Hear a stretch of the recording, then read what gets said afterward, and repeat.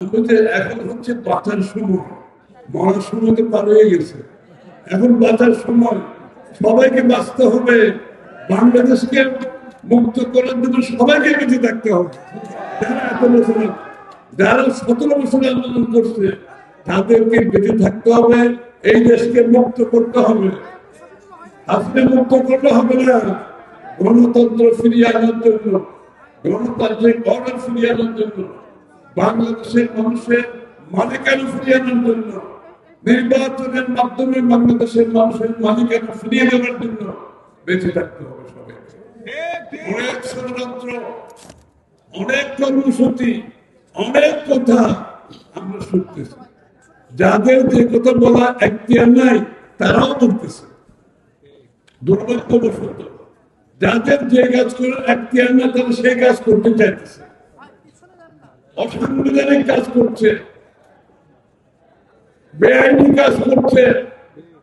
যার জন্য শেখ হাসিনাকে আমরা দোষারোপ করতাম যে শেখ হাসিনা সংবিধান মানে না, শেখ হাসিনা আইন মানে না।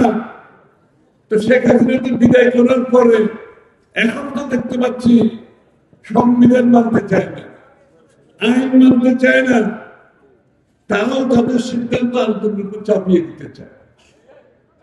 ঐক্যমতের কথা বলে 14 মাস পরে সনদ সই হলো, এখন তারপর আবার তারা তাদের মতো করে চলছে, অসাংবিধানিক কাজ করার চেষ্টা করছে। তাদের এখতিয়ার নাই, তারা হচ্ছে আমরা সিদ্ধান্ত নেব। যাদের এখতিয়ার নাই তারা আমরা সিদ্ধান্ত নিতে চায়, অসাংবিধানিক কাজকর্ম করতে চায়, আইন মানতে চায়, ঐক্যমত হয়ে সনদ সই করে ভিন্ন কথা বলতে চায়, আবার তার জন্য রাস্তায় গিয়ে আন্দোলন করতে চায়। এই জন্য কি শেখ হাসিনাকে বিদায় করা হয়েছিল? এই জন্য বিদায় করা হয়েছে। জনগণের, এই দেশের মালিক হচ্ছে জনগণ। আপনার কিছু থাকলে আপনি আগামী নির্বাচনে জনগণের কাছে যান, জনগণের সিদ্ধান্ত নিয়ে সংসদে এসে পাস করবেন। আপনি তো জোর করে রাস্তায় নেমে যান, আর জোরের উপর চাপিয়ে দিতে পারেন না। যেখানে ঐক্যমত হয়েছে, ঐক্যমতের বাইরে গিয়ে নতুন নতুন কথা এনে নির্বাচনকে বাধাগ্রস্ত করার চেষ্টা করবেন, নির্বাচনকে পিছিয়ে দেওয়ার চেষ্টা করবেন না। আপনার দাবি যেরকম আছে, বাংলাদেশের প্রত্যেকটা রাজনৈতিক দলের দাবি আছে। এটা সুরাহা হচ্ছে একমাত্র আগামী নির্বাচনে প্রত্যেকটি দল তাদের দাবি নিয়ে জনগণের কাছে যাবে। আমরা হচ্ছে এখন চাকরি পাওয়ার জন্য আমরা ইন্টারভিউ দিচ্ছি রাজনীতিবিদরা। হ্যাঁ, আমরা রাজনীতিবিদরা চাকরি পাওয়ার জন্য ইন্টারভিউ দিচ্ছি। চাকরি তো দেবেন আপনারা, জনগণ চাকরি দেবেন, তাই না? এখন আমি যদি জনগণের কথা বলে আজকে এসে আমি জনগণের মালিক হয়ে যাই, যে দেশের মানুষ জনগণ, তার মালিকানার কথা বলে 17 বছর বক্তৃতা দিয়েছে। এখন আমি ঢাকাতে নিজে মালিক হয়ে গেছি। এই সিদ্ধান্ত দিতে হবে, ওই সিদ্ধান্ত দিতে হবে, এটা না দিলে এটা হবে, সেটা না দিলে এটা হবে, নাইলে রাস্তায় নামবো, কর্মসূচি দেবো।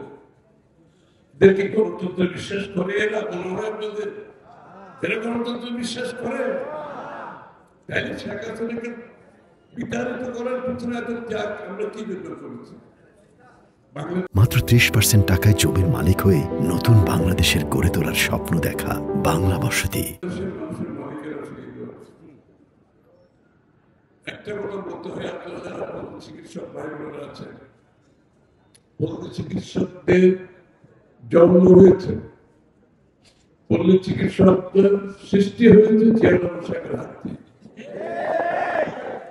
এবং এই পল্লী চিকিৎসকদের প্রতি বিএনপির ভালোবাসা, দায়িত্ব নিয়ে ভাবার কোনো কারণ নাই। আপনাদেরকে ভাবতে হবে না।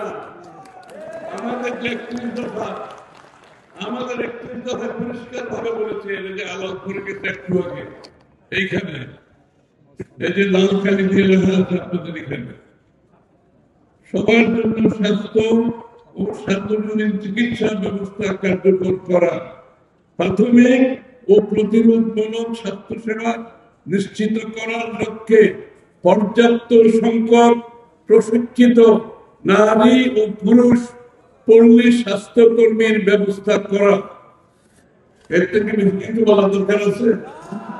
বলা হচ্ছে না? আপনাদেরকে যদি আরো কিছু ট্রেনিং এর দরকার হয়, সেই ট্রেনিং দেওয়ার ব্যবস্থা করা হবে। তার মাধ্যমে বাংলাদেশের জনগণকে বিনামূল্যে প্রাথমিক স্বাস্থ্য সেবার যে ওয়াদা বিএনপি করেছে, আপনারা কিন্তু তার একটি অংশ। আপনাদেরকে বাদ দিয়ে কাজ তো হবে না। আপনাদের মাধ্যমে প্রাথমিক স্বাস্থ্য সেবা বাংলাদেশের প্রত্যেকটি নাগরিকের কাছে পৌঁছে দেওয়া হবে ইনশাআল্লাহ। এবং প্রত্যেকটি পরিবার প্রাথমিক স্বাস্থ্য সেবা বিএনপি ক্ষমতায় গেলে বিনামূল্যে বাংলাদেশের প্রত্যেকটি নাগরিককে পৌঁছে দেওয়া হবে।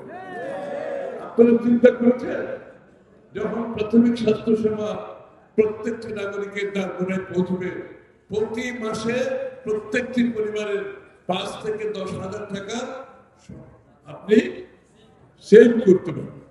হ্যাঁ, সেভ হবে না? আপনি যখন ডাক্তারের পয়সা দিতে হবে না, চিকিৎসার পয়সা দিতে হবে না, ওষুধের পয়সা দিতে হবে না, প্রাথমিক স্বাস্থ্য সেবার সেবা করবে।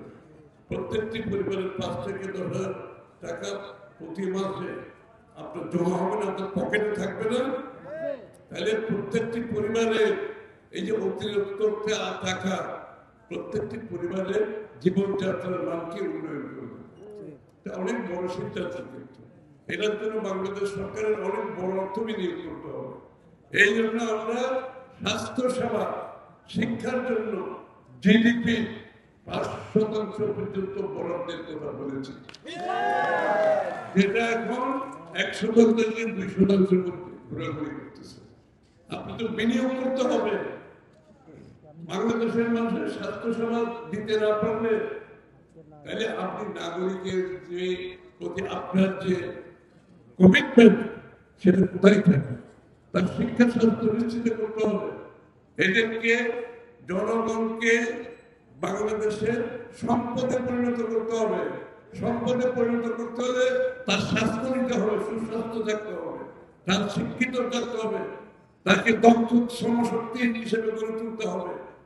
তখনই আমরা যে বিএনপি আগামী $1 ট্রিলিয়ন ইকোনমির কথা বলছি, 1 কোটি লোকের কর্মসংস্থানের কথা বলছি, বিনিয়োগ ছাড়া তো এটা হবে না। বিনিয়োগ হতে হবে। আমরা সিদ্ধান্ত নিয়েছি এই 2 খাতে বিনিয়োগ হবে। জনগণকে জনসম্পদে পরিণত করবো ইনশাআল্লাহ। সেই জনসম্পদ আগামী দিনে বাংলাদেশের আরো 1 কোটি মানুষ সেখানে চাকরি কর্মতে যোগদান দেবে, কর্মসংস্থান যোগ দেবে। দেশের ভিতরে, দেশের বাইরে আত্মকর্মসংস্থান সৃষ্টি হবে। তার মধ্যে আমাদের পল্লী চিকিৎসক ভাই বোনেরা অন্যতম স্থান দখল করে থাকবে। এবং আমি নির্বাচনের ব্যাপারে কিছু বলবো না, আপনারা জানেন কি করতে হবে, ঠিক আছে? জাতীয়তাবাদী শক্তিকে যদি ক্ষমতায় আনতে না পারি, আমাদের পল্লী চিকিৎসকের নিয়ে যে কার্যক্রম, এটা তো বাস্তবায়ন করা যাবে। আপনাদেরকে প্রতিটি গ্রামে গঞ্জে ছুটে যেতে হবে, দুয়ারে দুয়ারে যেতে হবে, ঘরে ঘরে যেতে হবে, প্রত্যেকটি নাগরিকের কাছে যেতে হবে। বাংলাদেশ জাতীয়তাবাদী দল তারেক রহমানের নেতৃত্বে আগামী নির্বাচনে বিশাল জয়ের মাধ্যমে যদি আমরা ক্ষমতায় যেতে পারি, ইনশাআল্লাহ আমাদের পল্লী চিকিৎসক ভাই বোনেরা তার একটি ভালো অবস্থানে থাকবে। তারা একটি আগামী দিনে কার্যকর রাষ্ট্রের অংশ হিসেবে তাদের দায়িত্ব পালন করতে পারবে ইনশাআল্লাহ।